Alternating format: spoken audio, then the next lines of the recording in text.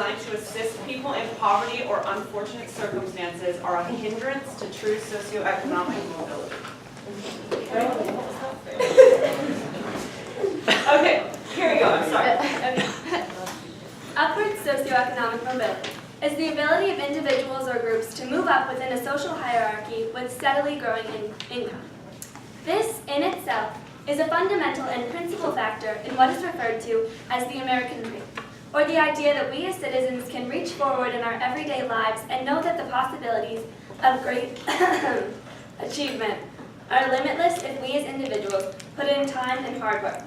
However, this value and right that all Americans deserve is being threatened by our own government because the programs it implements in order to aid socioeconomic mobility seem to only stagnate such processes. Not only do welfare programs increase taxes that weigh heavily on the middle class, but they encourage dependence upon them and unwittingly present themselves as an easy alternative to employment and hard work, which contribute to the lack of upward mobility from either social class. Sadly, people tend to take advantage of welfare programs and make their obtaining of assistance permanent, because options outside of this are limited, and in many cases, to continue living as they would on welfare, individuals would have to be in fairly high-paying positions. In Hawaii, to be better off with a paying job than on welfare, one would have to obtain a job earning more than $60,590 a year, when in reality, most would begin employment in far lower-paying positions. The fact of the matter is that welfare pays substantially more than an entry-level job does. So why wouldn't people want to stay on welfare? Our current system reflects that of an America years ago. In fact, Franklin Delano Roosevelt compared safety nets to sponsored drug use in his second State of the Union address in 1935, stating that continued dependence upon relief induces a spiritual and moral disintegration, fundamentally destructive to the national fiber. To dole out relief in this way is to administer a narcotic, a subtle destroyer of the human spirit. And even now, in the state that they are currently, welfare programs are no longer helping, but instead hurting society. If people are unable to get off welfare, there's no possible way for them to move up the proverbial socioeconomic ladder. And as long as it's tax dollars that are paying for welfare programs, those who are financing the lives of the dependently unemployed will have a rougher time escalating in society themselves. Taxes on one group to support another are ethically important in America. But in the way that they're being utilized, not only are they not working, but they're weighing down the middle class. Welfare programs are very high on the list of tax breakdowns and are allotted millions more than programs for education, which should be a priority if true upward socioeconomic mobility is desired. Ultimately, what we have just isn't working, and the government needs to realize that it's suffocating the American spirit and compensating for the misfortune of others so much that it's no longer effective. What was once a springboard for those down on their luck is now a pool of debt whose weight does nothing but drag down our nation.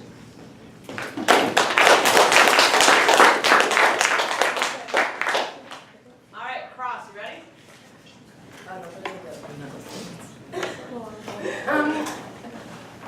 Timer started. So our opponent is arguing that, I'm just going to get this straight. So what you're saying is that we should get rid of government programs altogether, or they need to be reformed? I'm saying that they need to be reformed because now they're more of a detriment than like a help to society. Because the question... But like governmental programs as they're implemented now. So you believe that they need to be reformed. In what way do you believe they need to be reformed? What would you propose? Because you propose only the issues, but what was the... That's not really... Kieran? Okay, so how a lot of programs today actually do they try to get people to have a different lifestyle, like, and have more education. So how would you propose that we do anything else? Should the government force someone to change their lifestyle? Well, I think that was...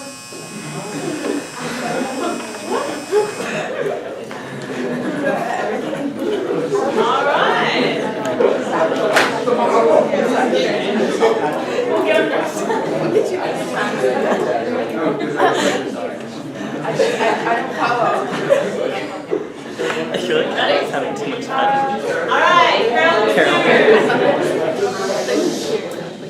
Here we go. America was once known as the land of opportunity. Since the days of the Manifest Destiny, immigrants from the world over came to this country to make a life better for themselves and their families. We've all heard stories of people coming to America with nothing more than $5 in their pocket, and with hard work and gumption, were able to move up the socioeconomic ladder and make a name for themselves. However, sadly, America's illustrious image as the land of opportunity has tarnished over the years. Now more than ever, it seems that this dream is out of reach, due to the lack of the possibility of upward economic mobility. Today, the odds of escaping poverty appear to be only about half as high in the United States as in the most mobile countries like Denmark, according to Emmanuel Saez, author and a professor at the University of California, Berkeley. America is falling behind, and we need to mend this increasing gap. One solution to boost upward economic mobility in America is access to government programs. One of the most successful and promising is the EITC, or Earned Income Tax Credit. The program is a refundable tax credit for low to moderate income working individuals and their families.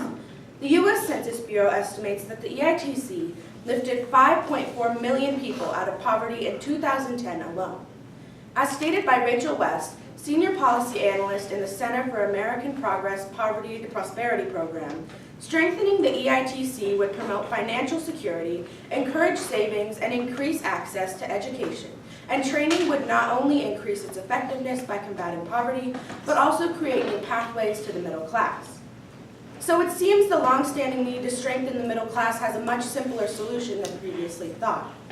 The key to upward mobility is to put more of an urgency and emphasis on government programs, which get low-income families off the ground, allowing for upwards mobility. Harvard University economist Raj Chetty found that currently 70% of Americans born into the bottom 2 quintiles will not make it into the middle class. This shows the extent of the mobility issue in America. Those born into poverty are practically guaranteed that they will die in poverty as well. From an economic lens, it's evident that change is necessary, and it's needed now more than ever. When mobility of the middle class and lower class halts, so follows the entire economy. When upward mobility isn't a possibility for an already low-income population, workers remain in the same position. Fewer opportunities are available, and consequently, the middle class consumes less, which as a result leads to less need for middle-class workers. This trend, which has come to be known as the vicious cycle of the middle class, is perhaps one of the most evident and widespread effects of stagnant mobility, as it affects each tier of the social classes. This problem needs to be resolved quickly, and the only way progress is possible is through EITC and other government programs. The time to act is now, because the gap is only increasing. And without action, this trend will only continue until mobility has halted altogether.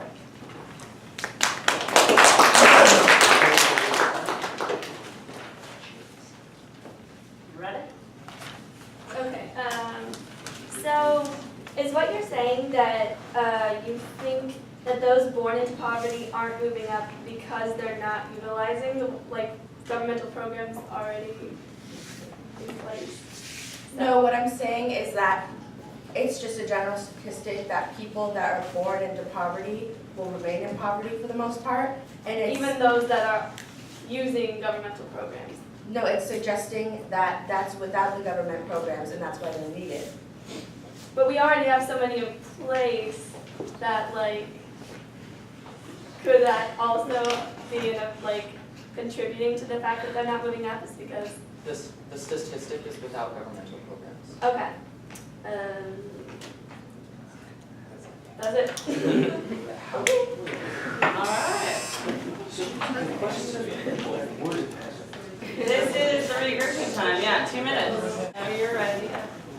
Okay, the first flaw that I found in their argument was that they pretty much failed to acknowledge the existence of any current government assistance programs, where there are tons and tons of government assistance programs that are in place at this time.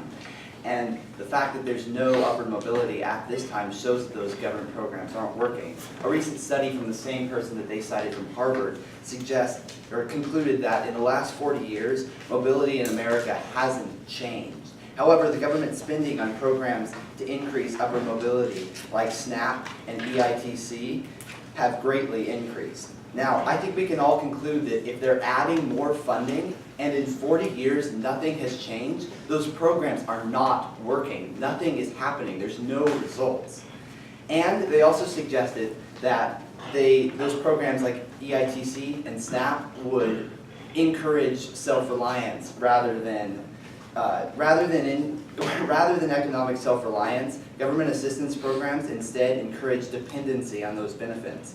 Those who qualify for government assistance programs refrain from working harder and receiving increased pay in fear of losing those benefits. Even President Barack Obama himself acknowledged the dependency that is created by government assistance programs like SNAP and EITC. Another point they made is that it does keep millions of people out of poverty at the moment. And yes, that is true, but it's the middle class that's pulling them out of poverty. The taxes that are being paid by the middle class are holding them back from economic advancement. If we got rid of programs like SNAP and EITC, the tax on the middle class could be reduced, and that would allow the middle class to succeed, therefore increasing upward mobility. Not only that, but this is a perfect example of reliance on programs that are meant to be temporary. Too many people are taking advantage of the system, and even though it may help few individuals, it's at the expense of many, many more. Now, the primary problem with current programs is that they tend to focus on making poverty more tolerable. They give people things like food, shelter, and clothes. This is great and all if you're in poverty, because it makes life just a little bit nicer for you. But at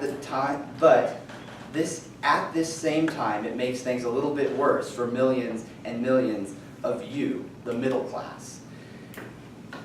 You are the ones paying for the mistakes and the laziness of the lower class. But let's face it, the government isn't going to stop taxing the middle class. That's what they do. So we need to shift our attention to what needs to be done with that money. It's what if the government were to initiate programs that would actually make a difference in society's upward mobility, they need to focus on increasing opportunity through education. And for the most part, that's not what's being done currently. An increase in educated people would increase innovation, the only thing that is guaranteed to stay in demand as technology continues to advance. Eventually, the only jobs that will... All right.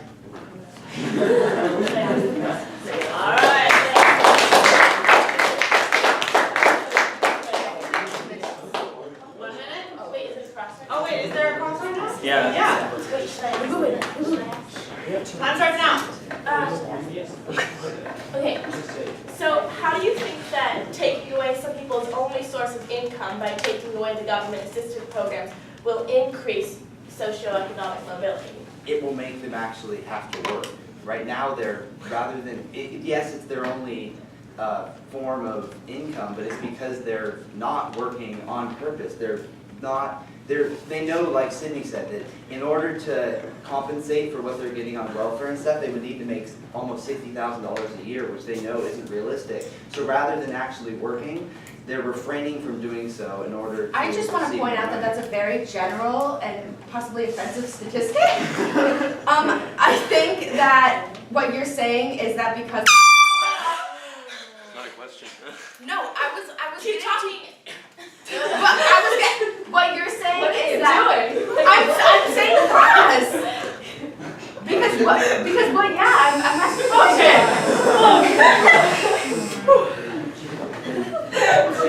Why was the question? On rebuttal. Right? Who's up next for you guys?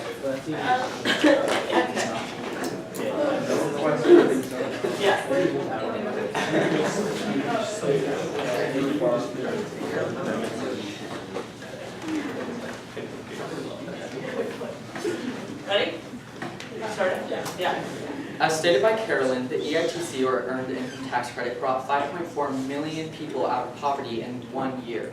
This statistic presented by the U.S. Census Bureau is indisputable. It's simply an outcome caused by the EITC.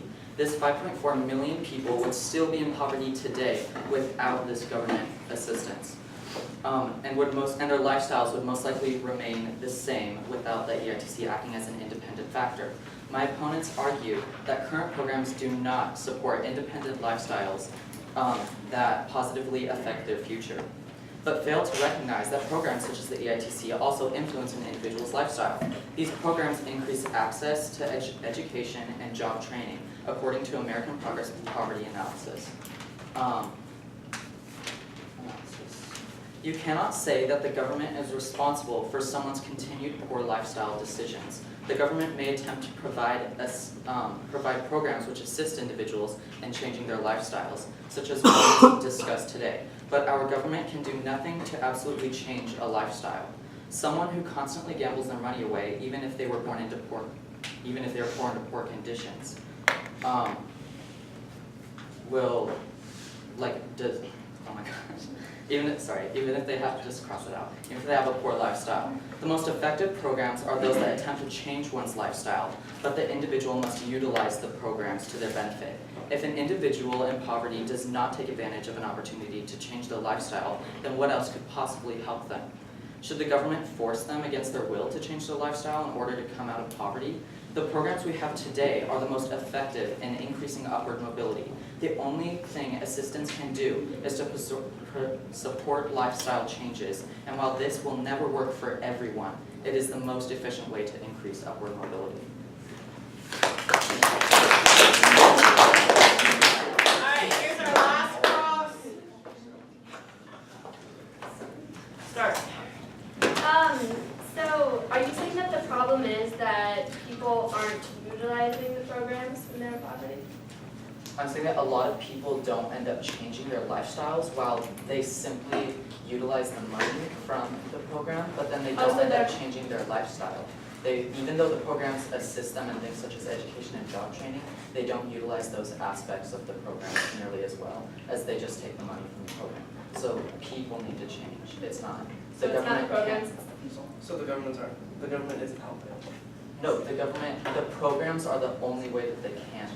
But do you think, Do you think that removing the programs altogether and forcing them to actually make money for themselves would change their lifestyle? Well, it wouldn't remove the poor people. Getting rid of government assistance doesn't get rid of poor people. It just gets rid of the only source of income they have, and they're just struggling more. It would. No more airborne. Alright, last closer. I mean, yeah. Oh, there is a regrouping time. Do you need it? Yes. 2 minutes, go. Hey. Like he turns out to be the best person. Are we ready? Last 2 speeches of the day. Go ahead. The American dream is something that everyone enjoys. It allows everyone in the United States to have a chance to own, invest, build, and prosper. Unfortunately, government policies have stifled growth, destroyed jobs, and prolonged the worst economic situation since the Great Depression. These policies have government programs in the driver's seat, where the answer to the economic problems should be handled by the individual and their opportunities. Taxation by the government is a serious issue. Excessive taxation and regulation have impeded the individual's economic development. Taxation is supposed to be used to fund essential services that are given to the people in the Constitution. Yet, taxes have been used to redistribute income. The redistribution of income is completely unfair to those people being taxed because they work hard in order to save, invest, build, and prosper, and losing money does not help their cause. An easy fix to this problem would be the reduction of tax rates. This would promote savings and investment, which would in turn increase their upward mobility on the socioeconomic scale. Another issue is the fundamental flaws in the welfare programs. Welfare has an income limit. Whenever a person or family rises above the income limit, then they're no longer qualified to receive welfare. These governmental programs hinder economic growth because they discourage individuals to seek employment. The federal government spent $3.7 trillion in the last 5 years on welfare. That is 5 times greater than the money spent on promoting education, NASA, and federal transportation projects combined. That is $3.7 trillion that people rely on, many without putting in enough hard work. America thrives when the people build up the economy, not when the government inadvertently encourages lapses in labor and the increase in unemployment. People in poverty who are receiving the monthly checks do not want to lose their checks by going $1 over the max, which forces them to work less, which directly diminishes their chances of rising up in society. Because welfare is relied upon by so many people, it wouldn't be ethically correct to completely eradicate the welfare program, but it can be fixed. The Welfare Reform and Upward Mobility Act is a possible solution which strengthens the current welfare programs by adding work incentives and families. The act also rewards those who transition from welfare to work. In conclusion, government programs are dangerous to the people and their dreams of moving up the socioeconomic scale. They discourage saving money while encouraging the poor to stay poor. The problems that surround economic growth can be fixed, but the government impediment is not the answer. Rather than making poverty tolerable, we need to make it temporary.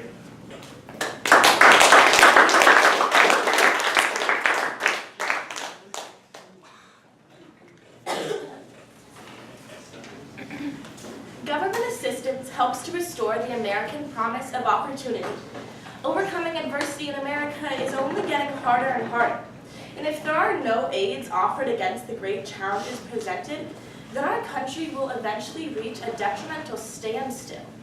There will be no possibility for growth and success as a society if we continue to stifle those who have been negatively affected by the economy. Government assistance allows individuals to grow and succeed. It does not, as the opposition claims, encourage people to slack off. It gives them room to breathe. Mind you, eliminating government aid will not get rid of poor people.